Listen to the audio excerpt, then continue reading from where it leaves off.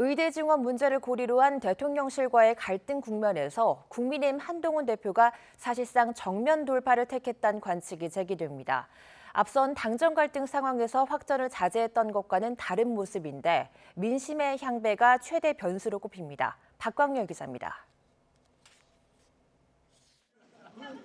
1박 2일로 진행된 국민의힘 의원 연찬회. 윤석열 대통령이 취임 뒤 처음으로 모습을 드러내지 않았습니다.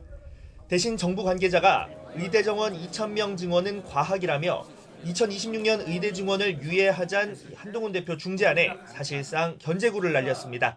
과학적인 근거 없이 의료계에 굴복을 해서 또 의대 정원을 다시 변경을 하거나 뒤집는다면 국민들이 굉장히 실망을 하고 반대를 많이 할 걸로.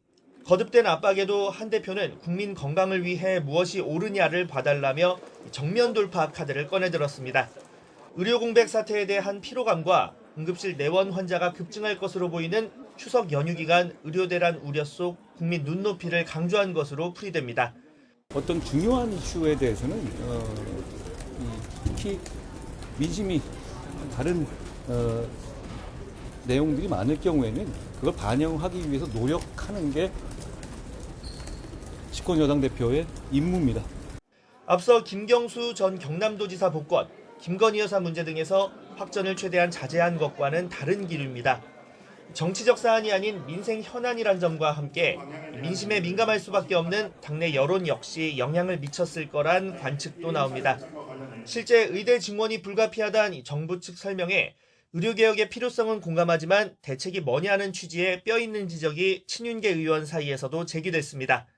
한편에서는 여전히 걱정스러운 시선으로 쳐다보는 사람들도 많았다는 점 말씀드립니다. 물론 의정 갈등을 중재해야 하는 당대표 역할론을 바탕으로 주도권을 쥐기까진 넘어야 할 산이 많습니다. 대통령실의 각 세우기 자체가 목적이 아니냐는 의구심 섞인 시선을 없애기 위해서라도 더 정교하고 공식적 의사결정 과정이 필요하다는 주문이 나옵니다.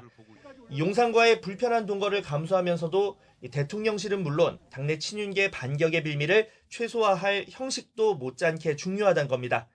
유예와 관련해서 구체적으로 사전에 심도 있게 상의를 하거나 그런 적은 없었습니다. 야권의 갈라치기 전략 역시 부담스러운 측면입니다. 여야 대표회담 공식 의제에서 의정 갈등 문제는 일단 제외됐지만 민주당은 열린 대화를 희망한다며 압박의 고삐를 놓지 않았습니다.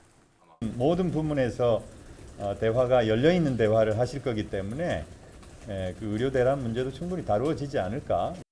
대표 취임 뒤 상대적으로 구체적인 민생 현안에 집중했던 한동훈 대표가 이 의정 갈등 중재라는 대형 이슈로 승부수를 던졌습니다.